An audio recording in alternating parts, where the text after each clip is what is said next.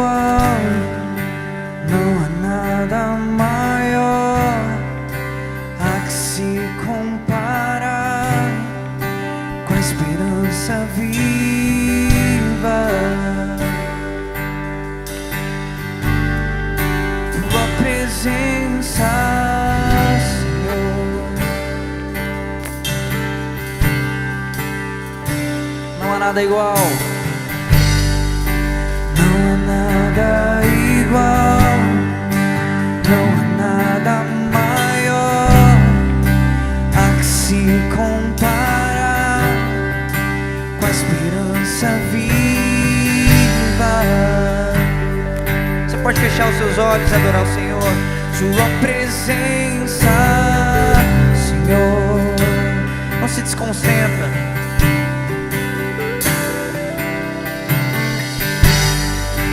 Eu provei e vi o mais doce amor que liberta o meu ser e a vergonha desfaz. Sua presença, Senhor, declara bem alto. Espírito, és bem-vindo aqui. Vem inundar, encher esse lugar.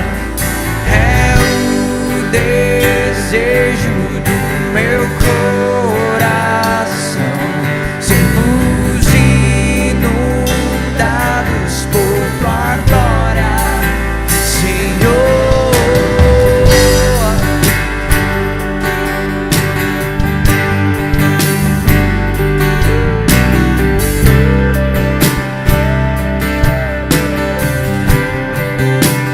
Pode declarar: Santo Espírito, és bem-vindo aqui. Vem inundar, encher esse lugar. É o desejo do meu coração, sermos inundados por tua glória, Senhor. Santo Espírito, és bem-vindo aqui. Vem inundar. É o desejo do meu coração, sermos inundados por tua glória, Senhor.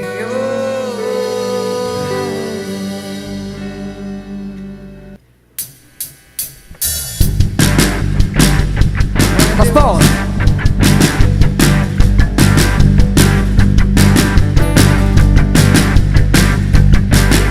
Ele é o Cordeiro Santo.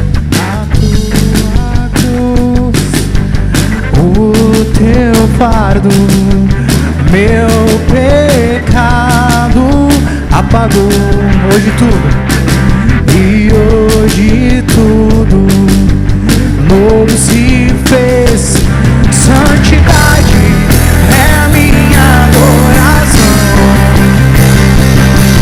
Cordeiro Santo, Cordeiro de Deus, amado da minha alma. Cordeiro Santo,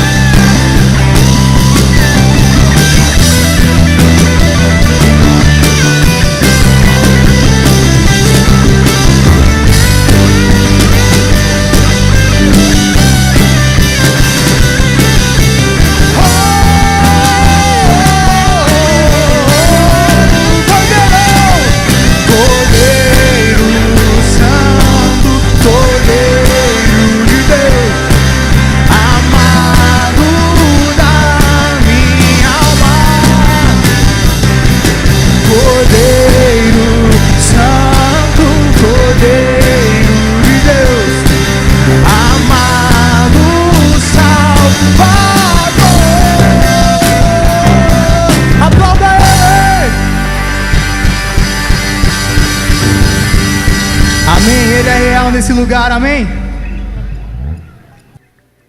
E aí?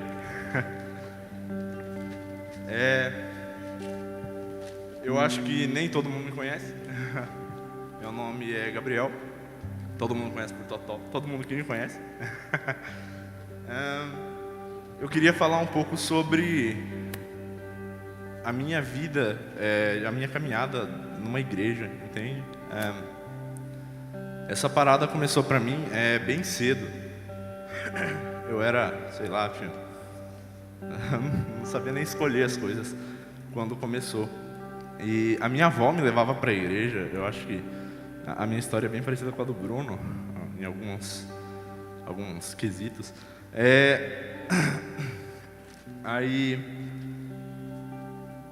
eu fiquei um tempão na igreja e tive um tempão na minha vida também afastado. E durante esse tempo eu fiz várias coisas das quais não me orgulho. Aí eu sei que eu era um cara, eu ainda sou, né? Eu tenho uns problemas com relação ao meu orgulho, mas eu era um cara que vivia cheio de mim, sabe?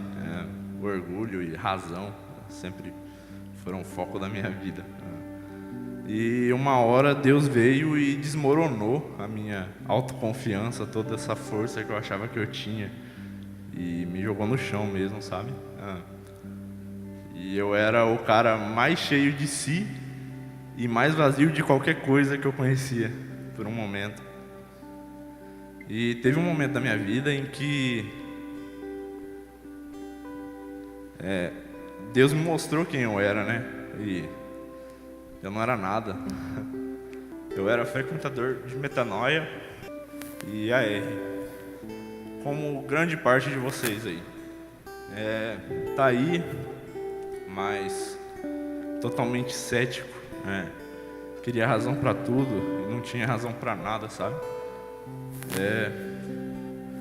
E o Senhor, Ele me acolheu de uma forma que Ele me deu uma família nova, sabe? Ele me deu amigos. Dessa forma que eu fui acolhido, é algo que, essa forma que cuidaram de mim, sabe? É algo que eu tenho tentado passar pra frente. Não sei se vocês me entendem, mas é como aquela parada dos milagres de Jesus, que Ele foi e curou 10 leprosos e só um voltou para agradecer, para adorar Ele. E hoje eu comecei a reconhecer tudo aquilo que Deus tem feito na minha vida, sabe? E eu gostaria que, todo mundo aqui tivesse a oportunidade também de acontecer isso algum dia.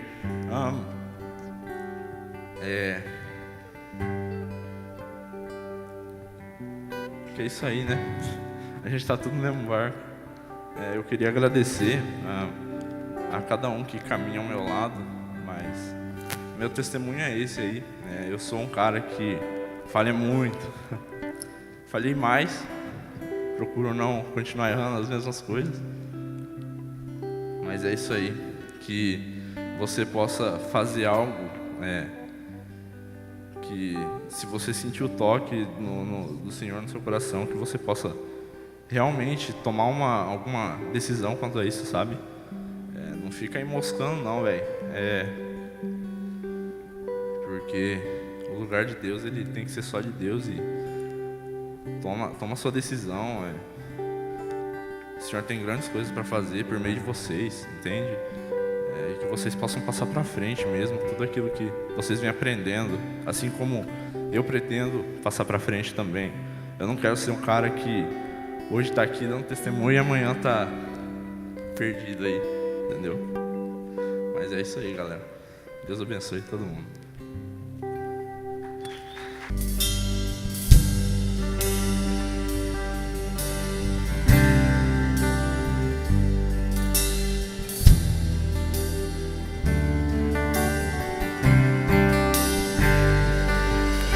E do meu coração seja um monte que percorro,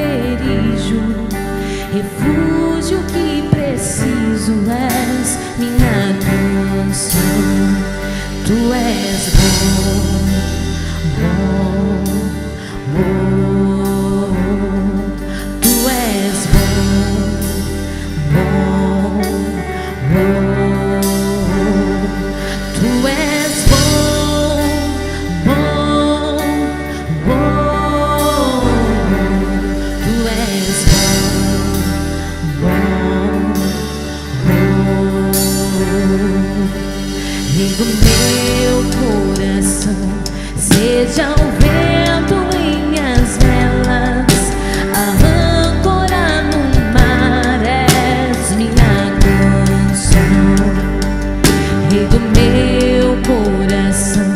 Seja o fogo em minhas veias, o eco dos meus dias, és minha canção, Rei do meu coração. Seja o vento em minhas velas, a âncora no mar, és minha canção, Rei do meu coração. Seja o fogo em minhas veias, o eco dos meus dias, és minha canção. E tu és bom, bom, oh.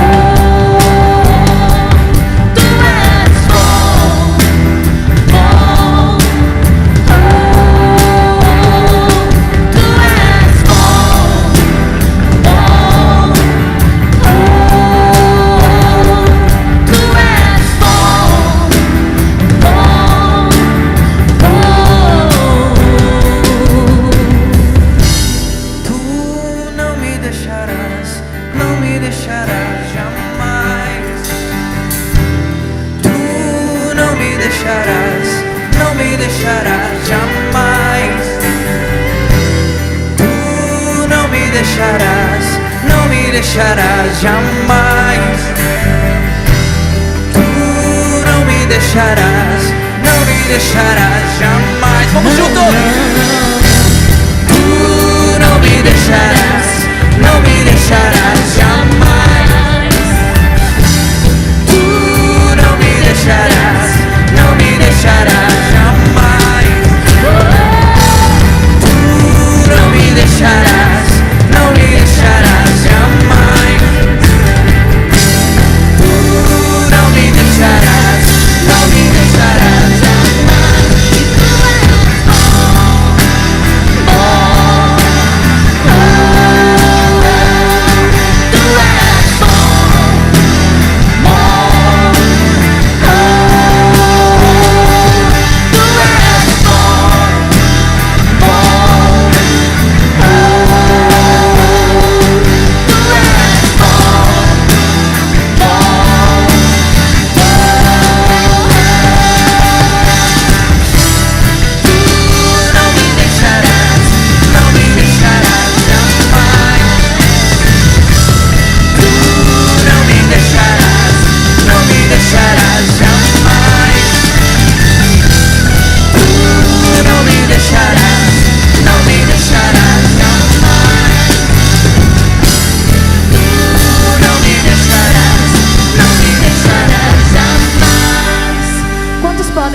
assim comigo.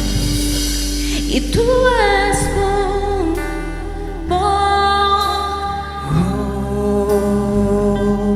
Tu és bom, muito bom.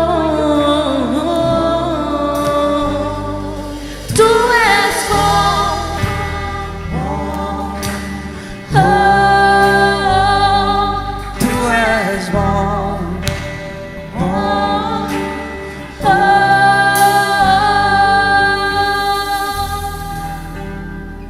Tiago 4:1. De onde vêm as guerras e contendas que existem entre vocês? Não vêm das paixões que guerreiam dentro de vocês? Vocês cobiçam coisas e não as têm. Vocês matam e invejam, mas não conseguem obter o que desejam. Vocês vivem de lutar e fazer guerras, e não têm porque não pedem. E quando pedem, não recebem, pois pedem pelos motivos errados, para gastarem seus prazeres adúlteros. Vocês não sabem que a amizade com o mundo é inimizade com Deus? E quem quiser ser amigo do mundo se faz inimigo de Deus? Ou vocês acham que é com razão que a Escritura diz que o Espírito que se fez habitar em nós tem ciúmes, mas Ele concede graça maior?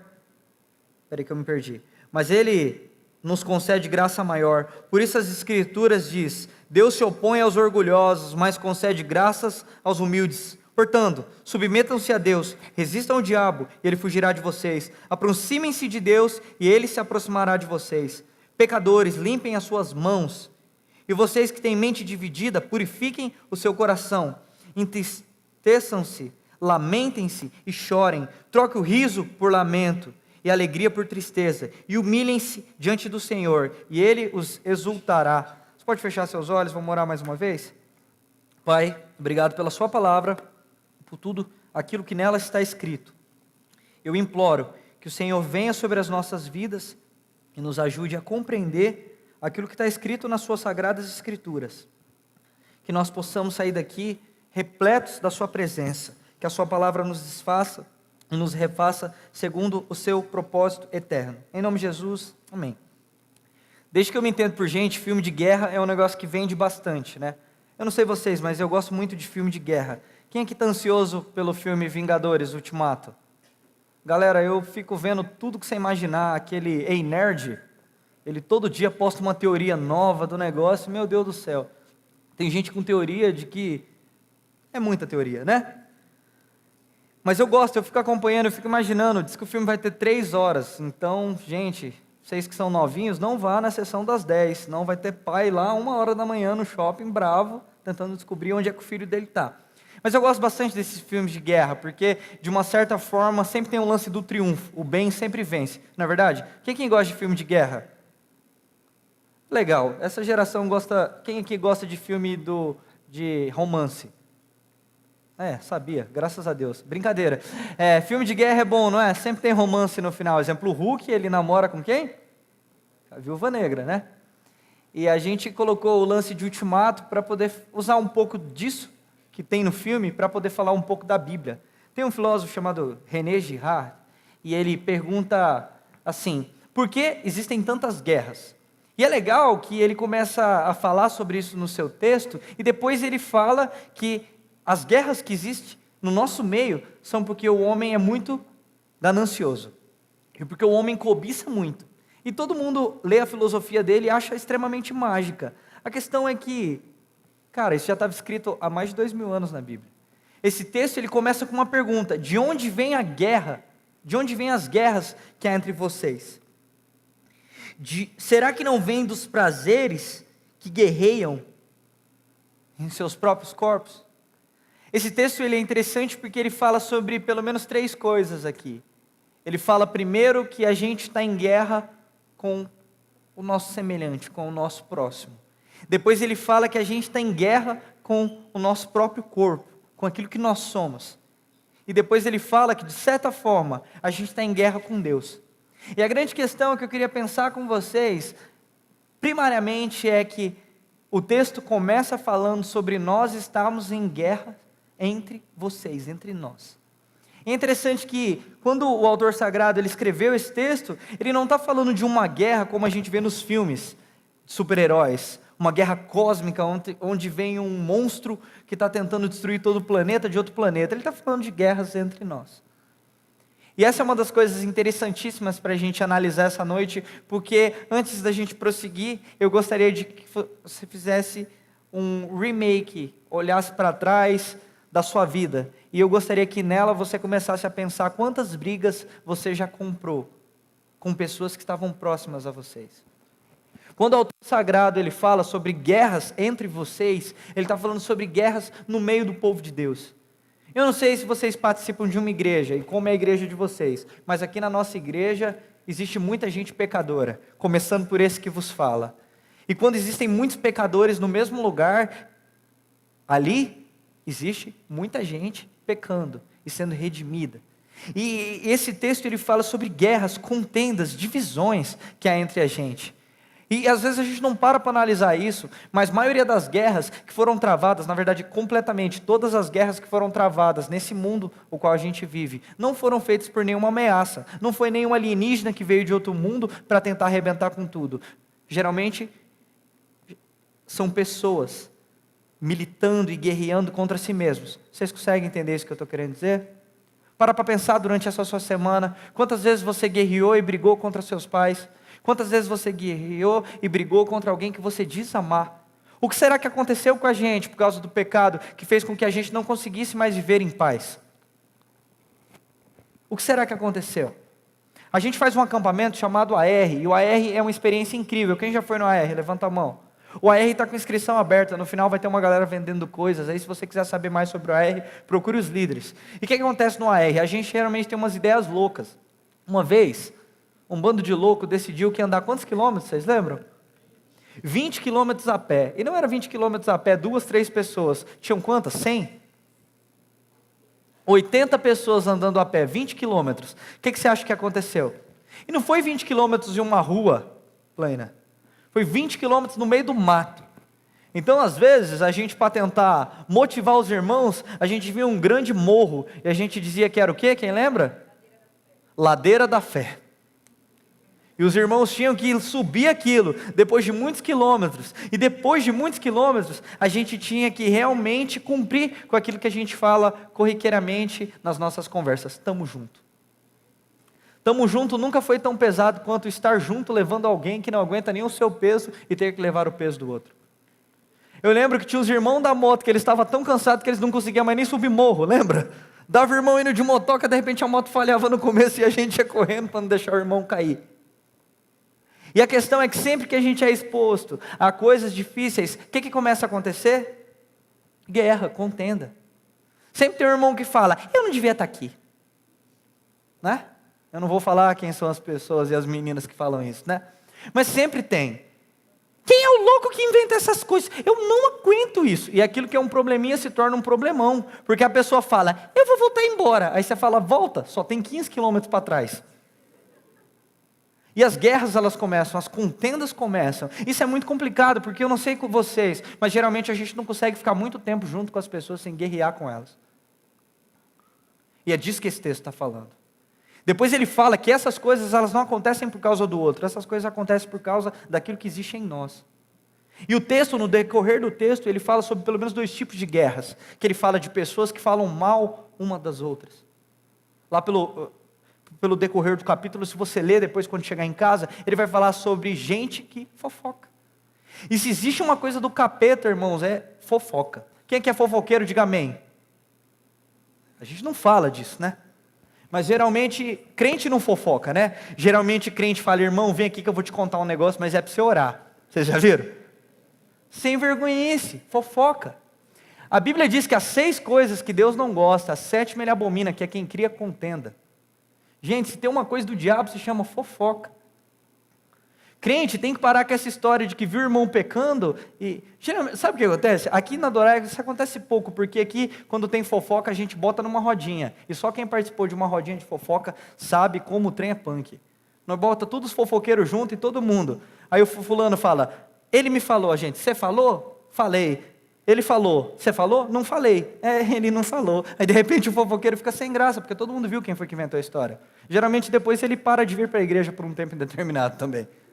Mas a gente acaba com a fofoca. O problema dessa questão da fofoca é porque ela não tem sentido a não ser arrebentar com o outro. Concordam comigo? Geralmente as pessoas elas chegam até mim e falam, Bruno, você não sabe o que eu vi fulano fazer. Geralmente eu pergunto, você já falou para ele? Você está louco? Claro que não. Eu falei, então o que você está falando para mim? E a gente fofoca, a gente fala mal uns dos outros. A gente fica louco e a gente começa a falar mal até de gente que é extremamente importante para a gente. Por quê? Por causa daquilo que existe dentro de nós. O pecado habitou na gente e fez com que a gente arrebentasse com tudo. Quando Deus fez as coisas no Éden, era tudo perfeito. Gente, uma das coisas que eu quero que vocês entendam, que quando Deus ele faz as coisas para o homem, primeiro ele cria um ambiente para o homem. Depois daquele ambiente, que era uma terra perfeita, que Deus olhava e dizia que era bom, ele cria recursos naturais. No Éden tinha tudo, tinha fruta. Imagina um lugar bom que Deus fez. Sei lá, às vezes a gente pensa, um lugar bom, não sei, uma cafeteria legal. O Éden era 10 vezes melhor, porque era um lugar onde Deus tinha feito. Então Deus cria um ambiente, Deus cria o recurso, depois sabe o que Deus faz? Ele cria o homem. Deus não joga o homem em nenhum lugar, ele cria um lugar bom, perfeito para o homem. E lá era tudo tranquilo. No Éden, além de ser tudo bom, ambiente bom, recursos perfeitos, ele colocou o homem lá. E quando ele coloca o homem lá, ele deu um trabalho para o homem. Deixa eu contar um segredo para vocês. Quem criou o trabalho foi Deus, não foi o diabo não, tá? Então pode trabalhar, tá bom, meninos? Fechou? Vamos voltar. E aí o que acontece? Quando ele faz tudo, ele coloca ainda uma família lá. E de repente o pecado entra naquela história, a gente é expulso do jardim, o trabalho se torna algo pesado, aquele lugar que era perfeito começa a ser imerso pelo ambiente de sofrimento, e a gente está nesse mundo que a gente vive agora, onde a gente não consegue mais conviver uns com os outros. No Éden, o homem, todo fim da tarde, ele viu o próprio Deus descer dos céus e estar lá. Ele podia andar com Deus, conversar com Deus. E hoje, a gente, por causa do pecado, vive completamente afastado de Deus. Mas existem pessoas aqui que, pelo sangue de Cristo, hoje podem percorrer o novo e vivo caminho para Deus. O caminho da regeneração. E a primeira pergunta que eu queria dizer para você é: a única maneira da gente acabar com as guerras que existem no mundo é voltando para o caminho. O único caminho, a única verdade, a única vida que é Jesus Cristo. E depois ele fala que isso vem de nós, dessa carne, desse pecador. Isso vem do nosso coração. Depois o texto fala sobre julgar uns aos outros. E olha aqui, julgar muitas vezes não é o que as pessoas têm falado para você. A gente vive numa geração que qualquer coisa que você fala, a pessoa diz que você está julgando ela. Quem já ouviu isso? Você chega na pessoa e fala: ó, você tem que parar de mentir, porque a Bíblia diz que quem mente é filho do diabo. Aí ele fala: para de me julgar agora. Você não pode julgar as pessoas. E julgar as pessoas não é deixar de falar a verdade da Bíblia para elas. Existem muitas pessoas que se guardam dessa ideia de que você está me julgando porque você falou que eu sou mentiroso. Mas ele não está te julgando, a própria palavra de Deus já te condenou, amém? E a ação do Espírito Santo, através da pregação da palavra, é ela que te condena por causa da sua atitude. Então o que você tem que fazer é se arrepender e mudar de vida. Não ficar se escondendo atrás disso. Vocês conseguem entender isso? O Espírito Santo, ele consegue fazer algo na nossa vida. Ele faz com que a gente seja convencido do pecado, do juízo e da justiça. Então a pregação da palavra de Deus, ela é a única coisa que pode acabar com as guerras que existem entre nós. E o texto ele continua, porque ele fala bem assim: vocês cobiçam e nada conseguem, matam e invejam e nada podem obter, brigam e fazem guerra, e não têm porque não pedem. Esse texto fala de cobiça, cobiçar e não conseguir. Como a gente vive num tempo onde a inveja tem marcado as coisas, né? Já percebeu que na nossa vida, por a gente não encontrar muitas vezes a felicidade, a gente começa a projetar a nossa felicidade em tipos de pessoas que a gente acha que é feliz? A gente começa a olhar na internet e ver uma pessoa que, pelo que a gente vê pelos stories dela, ela é feliz. Por quê? Porque ela tem dinheiro. Ela é feliz por quê? Porque ela é famosa. Ela é feliz por causa disso, ela é feliz por causa daquilo, e ela é feliz por causa de um monte de outras coisas. O que acontece com a gente? A gente começa a invejar aquela pessoa pelas coisas que ela tem. Inveja é um fenômeno esquisito, porque não é só olhar para a pessoa e querer ter aquilo que ela quer, que ela tem, desculpa. É olhar para a pessoa, querer ter aquilo que ela tem e ter raiva por ela ter e você não. Você consegue entender isso? Isso é um negócio que o pecado arrebentou com a gente. As pessoas, elas têm muita cobiça, muita inveja. E uma das questões que eu quero que você pense nessa noite é: você é um cara invejoso? Você é o tipo de pessoa que se sente mal em ver alguém bem? Isso é uma coisa complicada, porque eu não sei se vocês lembram. Quem lembra qual é o 10º mandamento? Tá feio, hein, gente? Quem lembra qual é o 10º mandamento? Não cobiçarás a mulher do seu próximo, o carro do seu próximo, tudo que é do seu próximo, né? E a gente é assim o tempo inteiro. Uma coisa é você olhar para a motoca que teu amigo tem e falar: poxa, eu quero trabalhar para também ter uma moto daquela. Isso não é ruim, isso é bom, certo? Quando você para analisar a questão da palavra cobiça, ela é um desejo de ter algo. E isso pode ser usado tanto de forma boa como de forma ruim. Vocês conseguem entender o que eu estou querendo dizer? Você pode olhar a beleza do Leozinho e falar: eu quero ser bonito como o Leozinho. Você pode olhar o Gesiel tocando e falar: eu quero tocar tão bem quanto o Gesiel. E buscar tocar tão bem quanto ele. Você pode olhar o Totó, que é um cara que tem muito dinheiro, que testemunhou aqui, e falar: eu quero ser tão trabalhador quanto ele, para ter tanto dinheiro quanto ele tem. Mas uma coisa é você se sentir mal por ele ter, e querer que ele se lasque por causa daquilo.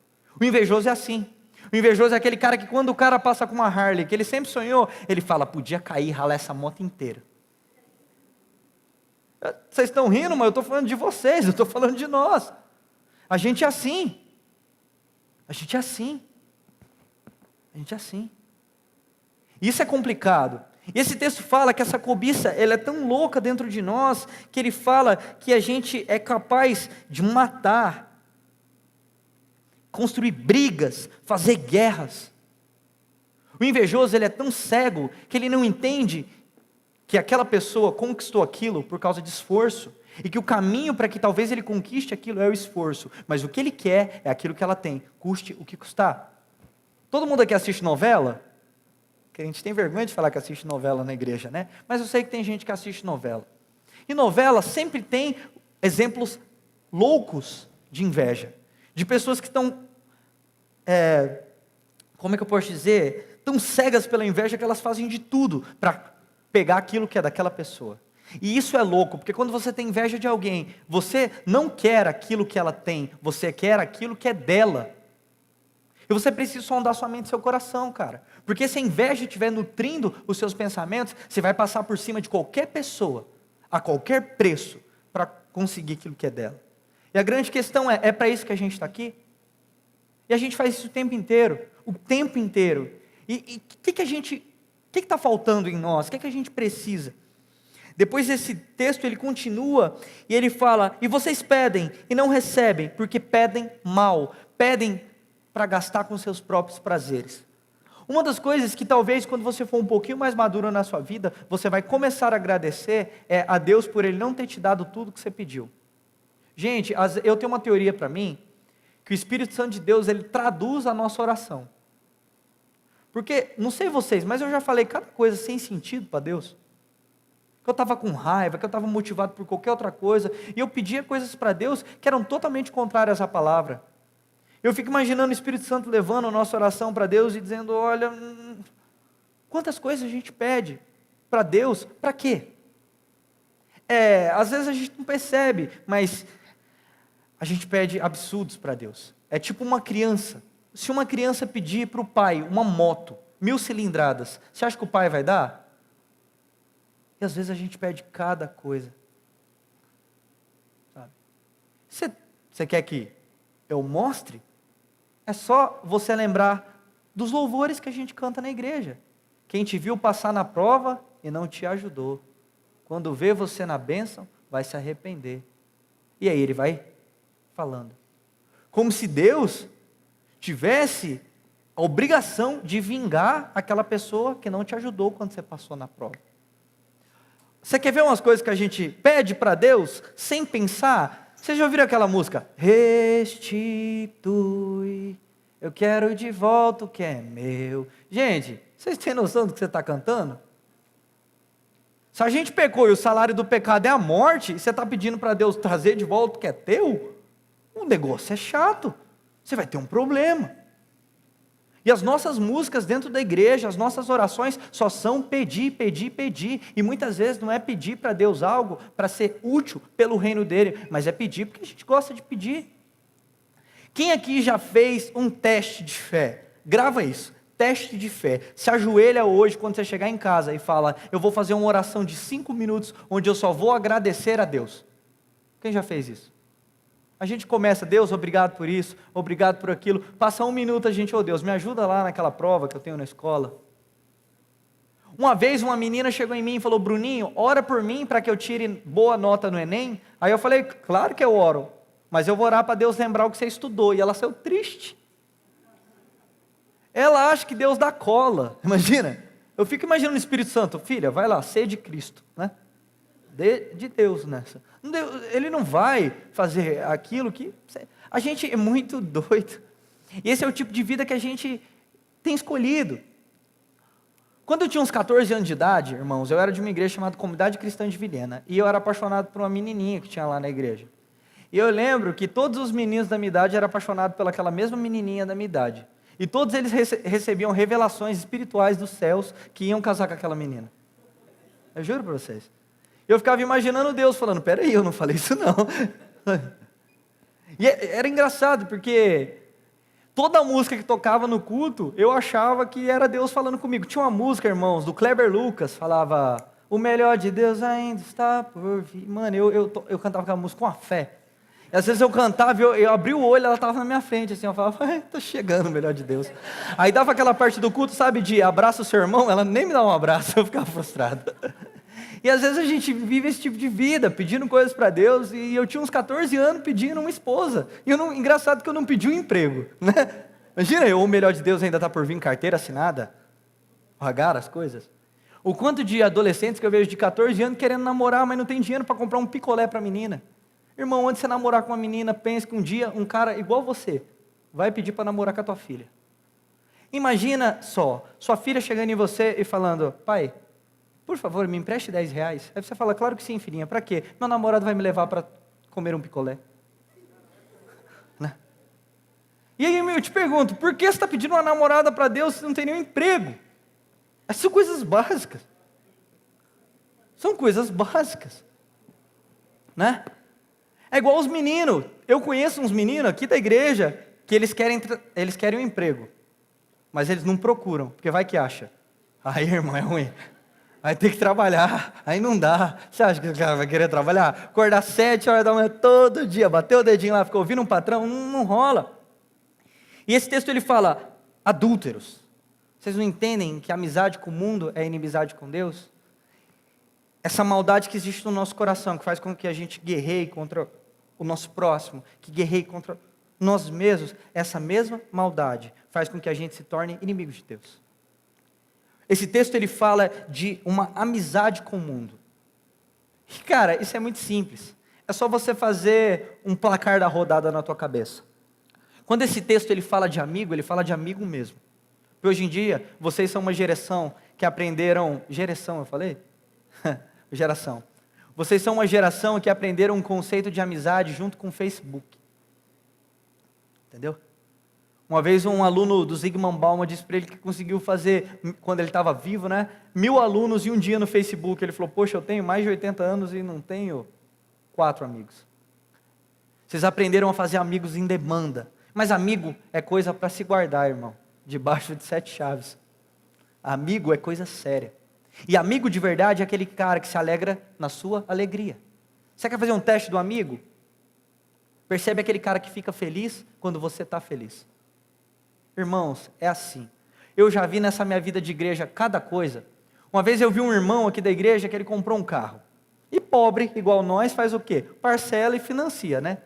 E eu lembro que ele mostrava o carro para as pessoas, todo feliz que era o primeiro carro dele. E sempre tinha um abençoado que comentava assim, ah, que legal, né? Vai pagar 50 anos. Gente que não se alegra na alegria dos outros. E quando esse texto ele fala de amizade, ele fala de uma amizade íntima. E uma das coisas que a amizade ela faz com a gente é que ela consegue, a amizade íntima, ela nos molda. Você já viu que quando a gente anda muito com uma pessoa, a gente começa a pegar hábitos dela? Vocês estão comigo? A gente começa a falar parecido com aquela pessoa. Às vezes a gente começa a assistir a mesma série para comentar. Eu lembro que eu não sou muito moderno, então eu não gosto de assistir série. Na minha vida eu vi umas 2 séries. Mas eu lembro que toda vez que eu saía com o Gesiel e com o Zeica, eles falavam de uma série chamada Sons of Anarchy. E o Gesiel, ele tinha até aquele coletinho. Você não usou o coletinho descolado hoje? Ele tinha até um coletinho daquele. Eu ficava incomodado porque eu não sabia. Eu comecei a assistir aquela série e eu gostava de conversar com eles. Por quê? Porque a gente começou a ter coisas em comuns. E quando a gente anda com as pessoas, ó, minha amiga ali tem até a camiseta do Jax, verdade. E a gente começa, e quando a gente vê alguém que está com uma camiseta de uma série que a gente gosta, o que é que a gente faz? A gente já vai conversar com aquela pessoa sobre aquilo. E a amizade faz isso, faz com que a gente comece a falar igual. Gente, a gente começa a falar igual a pessoa que a gente anda. Meu sonho é conhecer um amigo gago, para ver se eu começo a falar igual ele. Brincadeira. Mas assim, a gente faz isso. A gente começa a falar igual as pessoas que a gente anda. A gente começa a se vestir igual as pessoas que a gente anda. É sério.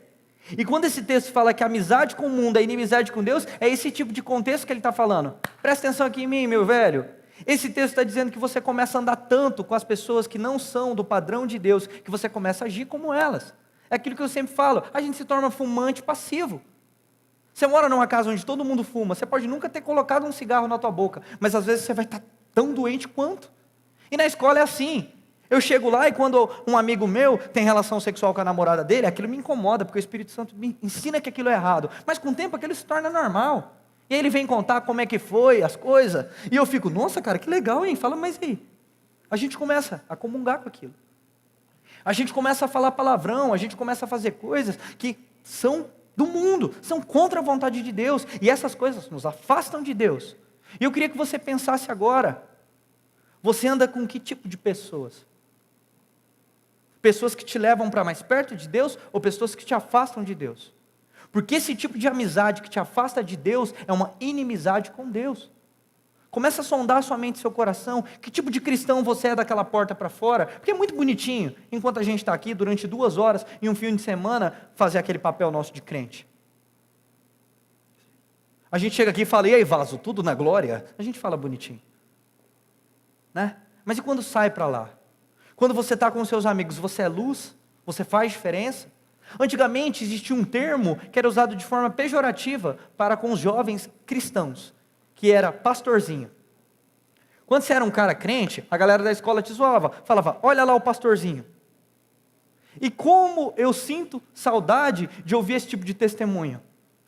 Porque se pararam de chamar os jovens cristãos lá fora de pastorzinho, é porque eles pararam de agir lá fora como pastorzinho. Você consegue entender o que eu estou querendo dizer? E como é que a galera te chama lá fora? Como é que a galera te vê? Esse texto fala de adúlteros. Esse tipo de amizade, esse tipo de conduta que imita o ímpio, é uma coisa que vai contra os princípios e valores de Deus. Adúlteros, você tem um relacionamento com Deus. Você está andando com os caras. Ô Ju, desliga lá, é hora de você estudar.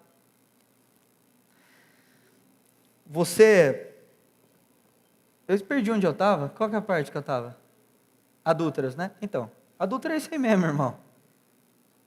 Isso é muito sério. E eu queria que você pensasse, como é o seu relacionamento com o mundo? Você faz diferença? E depois esse texto ele fala sobre algo que as escrituras elas dizem, que é que Deus tem ciúme de nós. Quem já cantou essa música? Ele tem ciúme de mim. Amor furioso de quem sou refém. E é interessante porque a gente sempre atrela ciúme a uma coisa ruim, certo? Certo? A gente vê ciúme como uma coisa ruim. Por quê? Porque a gente atrela ciúme dentro da nossa visão de pecador. Todo mundo aqui é pecador. Então, o nosso ciúme ele é um ciúme marcado pelo pecado, não é um ciúme santo. Quando você vai estudar a raiz dessa palavra ciúme de Deus, é um ciúme santo. É como se Deus ele pegasse os seus filhos e quisesse proteger eles e não deixar com que ninguém os influencie para ir para longe dele. É como se Deus estivesse disposto a comprar uma guerra contra o mundo, contra qualquer coisa, para proteger os seus. Amém? E é disso que esse texto está falando. Se você é filho de Deus, cara, uma coisa você tem que entender, é que se você chama Deus de Senhor, significa que Ele é o seu dono. A gente cresceu em um tipo de contexto onde a gente não tem mais pessoas que são escravas. Mas quando você para assistir um filme, que eu também gosto de ver esses filmes antigos, de escravos, essas coisas, quem que já assistiu Django Livre? O escravo ele pode fugir, mas o dono, se ele achar, é dele de novo. E uma das coisas que a gente tem que parar é de chamar Deus de Senhor, porque não adianta chamar Ele de Senhor se você não faz o que Ele pede. Não é isso que a Bíblia diz? E que tipo de relacionamento você tem com o Senhor? Porque se você é dele, o escravo ele não tem vontade própria, ele tem que estar ali para fazer tudo que o dono dele pediu. E a gente chama Deus de Senhor, a gente levanta a mão aqui na igreja, mas a gente sai dessa porta, a gente faz tudo aquilo que o diabo gosta. É aquela ideia, às vezes a gente se diz noiva de Cristo, mas é amante do capeta. Lá fora está tudo errado. E isso tem que queimar nos nossos corações, porque Deus ele nos chama para ter um relacionamento exclusivo dele. Se existe uma coisa que Deus ele não faz, é dividir a glória dele com ninguém. E quando ele nos fez, ele colocou sobre nós a sua imagem e a sua semelhança. Vocês conseguem entender isso, meus irmãos? Isso significa que tudo que a gente fizer nessa terra tem que ser para glorificá-lo. Tudo que nós fizermos tem que ser para render glórias a Deus. Amém? Amém? Você vive para render glórias a Deus? Quando as pessoas olham para a sua vida, Deus é glorificado. E depois esse texto ele fala algo fantástico, que ele começa a falar sobre orgulho. Ele fala algo forte, que ele diz bem assim, presta atenção no que eu vou dizer, que Deus concede graça aos humildes e se opõe aos orgulhosos. Cara, isso é sério. Às vezes a gente acha que ser humilde é aquele cara que fica se jogando no chão, falando, olha, coitadinho, eu sou um coitadinho. Ou aquele cara que se coloca como um capacho das pessoas. Mas isso não é humildade. Humildade é saber quem você é, inclusive quem você não é. Humildade é reconhecer a sua insuficiência. Humildade é você se colocar diante de Deus como um servo. O Lutero, ele falava que quando a gente recebe graça, é como um mendigo que não tem nada para dar, mas estende suas mãos e recebe algo em troca.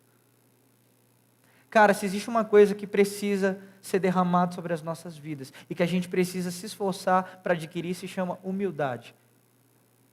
Porque a gente vive uma geração que tem se afastado cada vez mais de Deus, orgulhosa. Hoje a gente vive uma geração de jovens que não querem ser mais confrontados pela palavra de Deus. Hoje a gente vive uma geração de jovens que tem feito do evangelho uma desculpinha para qualquer outra coisa. O que mais a gente escuta dentro da igreja é: eu acredito nisso, por quê? Porque eu acredito. É isso aí. Já era. Pessoas que não obedecem seus pais, pessoas que não obedecem à palavra de Deus e acham que está tudo bem, que é superior a si mesmo. Pessoas que, se estiverem agindo de uma forma errada e você falar: cara, a palavra de Deus diz que esse caminho vai te levar à morte. Quem você é para falar comigo? Hoje a gente vive uma geração de jovens desigrejados que se acham bons o suficiente para serem melhores que a igreja. Eu vou te falar uma coisa, meu velho. A igreja é cheia de falha, sim. Cheia de falha, sim. Mas existe uma coisa na igreja que talvez você não tenha, que é Deus. A igreja é cheia de falhas, feita por pecadores, pessoas lutando contra seus pecados, durou e está durando desde o dia que Jesus Cristo foi crucificado e enviou seus discípulos. Isso aqui é coisa séria. Então, quando você estiver dentro da igreja, quando você estiver falando com uma pessoa mais velha, tenha um pinguinho de humildade no seu coração. Ouça. Gente, tantos jovens têm morrido tão cedo. Estão sendo levados pelas drogas, estão sendo levados pelo homicídio, tantos jovens cometendo suicídio.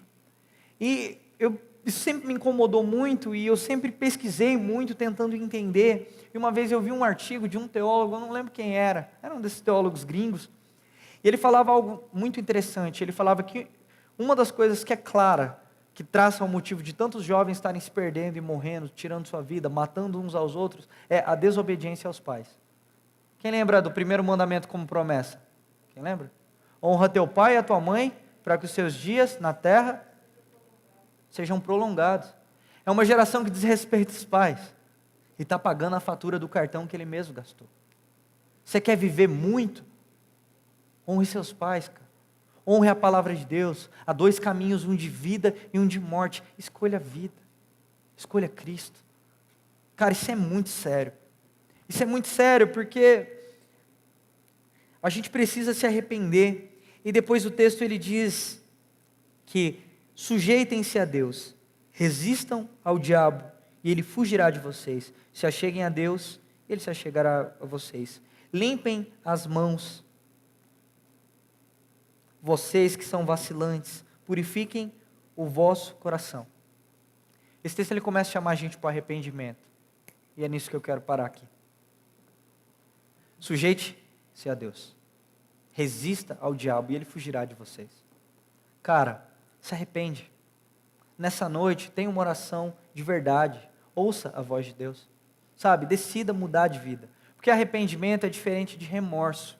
Muitas vezes a gente vem num culto, a palavra de Deus toca o nosso coração. A gente escuta uma música que mexe com a gente, né? A gente chora, a gente se sente mal. Mas passou um dia, 2 dias, a gente volta a errar na mesma coisa. Remorso é uma dorzinha que quando você esquecer dela, você esquece daquilo que te fez doer. Você consegue entender? Mas arrependimento é diferente. É uma tristeza profunda que produz mudança. É quando você entende, cara, para esse caminho não dá mais, e eu não vou para aí. Arrependimento é entender que Deus está certo e eu estou errado. E o que Deus está nos chamando, é o ultimato, é a última ordem, é arrependam-se, pois o reino dos céus está próximo. Arrependam-se, galera, presta atenção aqui em mim, mudem a vida de vocês, se humilhem na presença de Deus, lutem contra o pecado, resistam, o pecado está batendo na sua porta, domina ele, pela graça de Deus, pelos méritos de Cristo, decida viver uma vida de verdade, vamos parar, esse mundo ele cresce, só maldade. O Rui Barbosa falava que o mal ia prosperar tanto que a gente ia sentir vergonha de ser honesto. Vamos começar a levar para esse mundo os frutos do Espírito, produzir frutos dignos de arrependimento. Imagina que diferença a gente fazia nessa cidade se todo mundo que estivesse aqui vivesse Cristo. A gente deve ter deve ter umas 100 e poucas pessoas aqui. Você tem noção da diferença que a gente faria? Os números na escola seriam diferentes. Por quê? Porque lá iam ter amigos de Deus, inimigos da maldade. E se tem uma coisa que transforma a vida das pessoas, é quando a gente é constrangido por alguém que faz algo certo. Estou mentindo? Algum dia você, sei lá, estava furando uma fila, e de repente quando você furou a fila, você olhou, e atrás de você tinha uma velhinha, idosa, na fila, e aquilo te incomodou tanto que você falou... Irmãos, quem sabe aquele Pato Branco do centro? Aqui, sabe o Pato Branco do centro? Uma vez eu fui lá, eu estava com muita vontade de ir no banheiro, irmãos. E tem um banheiro dos deficientes, sabe? Irmãos, eu fui no banheiro dos deficientes. E quando eu saí, tinha uma pessoa bem assim na parede. Aí quando eu saí do banheiro, ela saiu assim, ó, para ir para o banheiro. Gente do céu, eu fiquei uns 10 dias pensando naquilo. Eu fiquei mal. Porque eu estava fazendo uma coisa que era errada. E aquela pessoa estava esperando. Se tem uma coisa que vai transformar esse mundo, se chama contraponto, contracultura. Gente que ao invés de falar mentira, escolhe a verdade, independente das consequências. O Lutero dizia que a paz, se possível, mas a verdade a qualquer custo. Gente que não tem coragem, gente que não tem vergonha de se levantar e falar, eu sou cristão, eu prezo pelos valores de Deus. Eu conheci uma mulher que ela entrou na faculdade virgem. E ela era cristã, e aí a galera da faculdade descobriu, e a galera da faculdade ficava tirando sarro dela. Ela ia falar, o pessoal chamava ela de Virgem Maria, essas coisas.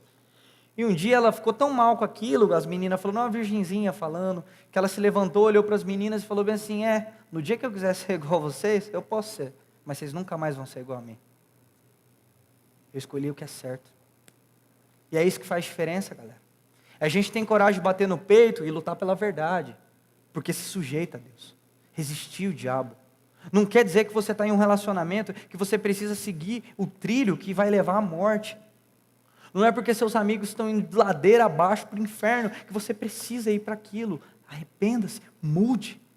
Imagina que diferença a gente faria nessa cidade se os jovens que estão aqui começassem a, uma vez na semana, fazerem grupos para orar nas escolas, para compartilhar uma palavra.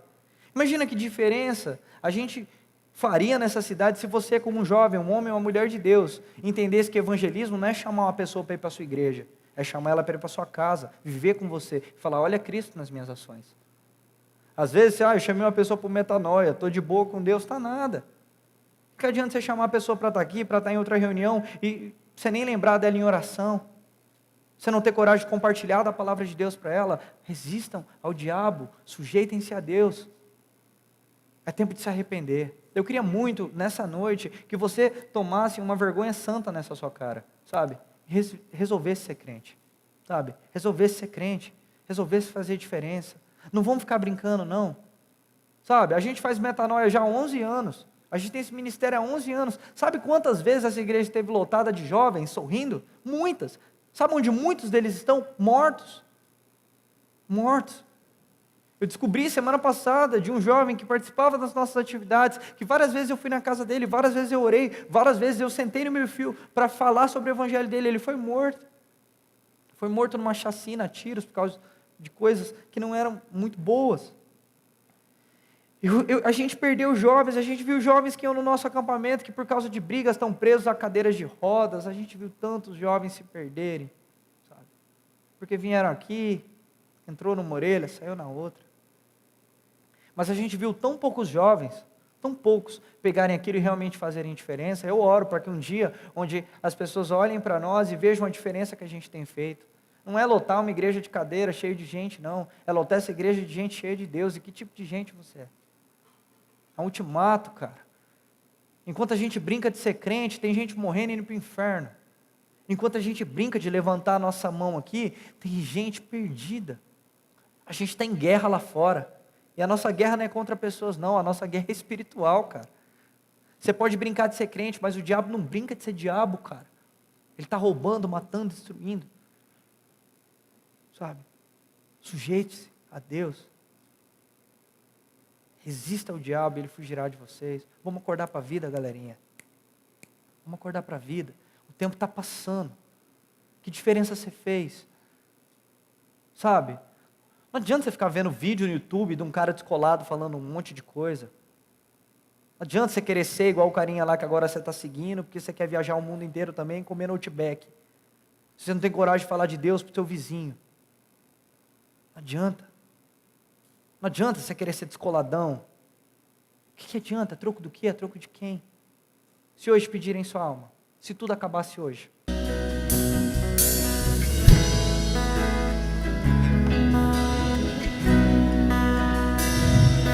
Mesmo que eu ande em meio ao frio, mesmo que eu vá correndo sem direção,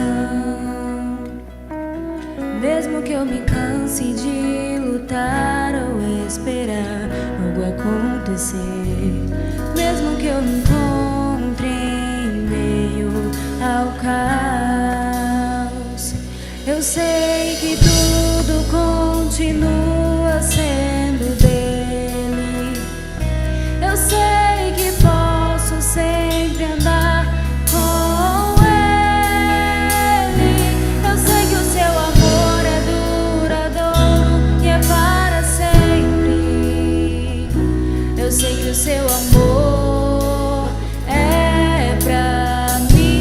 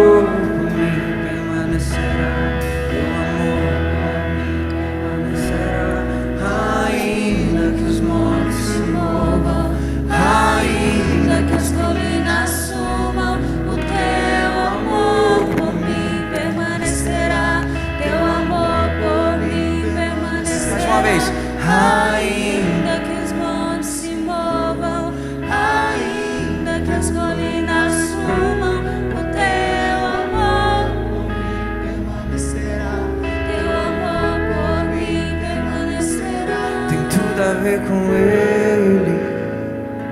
Com Ele eu sei pra onde eu devo ir. Tem tudo a ver com Ele. A cruz revela o seu amor. E mesmo se eu me abalar, teu amor vai sustentar tudo que há em mim. Tudo que há em mim. Pai, nós colocamos diante da sua presença, com o coração totalmente sujeitado ao Senhor. A sua palavra, ela é viva e ela sempre traz confronto para nós, porque tudo isso que a gente vive, todas essas guerras, todas essas divisões, não era o sonho do Senhor para nós. O Senhor nos escolheu, o Senhor nos chamou e o Senhor fez um mundo perfeito para que nele nós pudéssemos ter comunhão com o Senhor e desfrutar de tudo aquilo que estava no seu coração. Mas o pecado tomou conta de nós, Deus. Mas o Senhor não nos deixou entregue ao pecado. O Senhor criou um plano eterno, conhecido antes da fundação do mundo. Um plano que foi consumado naquela cruz, onde o Senhor abriu mão de toda a sua glória, onde o Senhor criou para nós um novo e vivo caminho, e é o Senhor, o caminho, a verdade e a vida. E nós imploramos: vem sobre nós, derrama da sua verdade, grava ela no nosso coração, que a sua palavra seja escondida, guardada no nosso coração, para que nós não venhamos mais a pecar contra o Senhor. Deus, transforma as nossas vidas. Deus, marca nessa noite o coração dos seus filhos que estão aqui. Deixa muito claro para eles aquilo que é contrário à sua palavra, para que nós possamos de todo o nosso coração obedecer ao Senhor, nos arrependemos e mudarmos de vida. Nós cantamos que tem tudo a ver com o Senhor, e é verdade. Toda a honra e toda a glória seja dada ao Senhor, de eternidade em eternidade. Que a graça bendita de Cristo Jesus, o amado Filho, e as consolações do Santo Espírito de Deus seja com todo o seu povo na terra espalhado, e com todos nós aqui presentes. Que o Senhor te abençoe e te guarde. Dá um abraço no seu irmão. Eu não vou ficar enrolando muito esse culto. Eu quero que você saia daqui pensando naquilo que foi pregado. Eu não quero que você saia daqui emocionado porque a musiquinha do final tocou o seu coração. Mas eu quero que você saia daqui realmente motivado a fazer dessas palavras uma ação na sua vida. Você que assistiu esse culto online, que o Senhor também te abençoe. Que Deus tenha misericórdia de nós. Valeu, galera. Deus abençoe.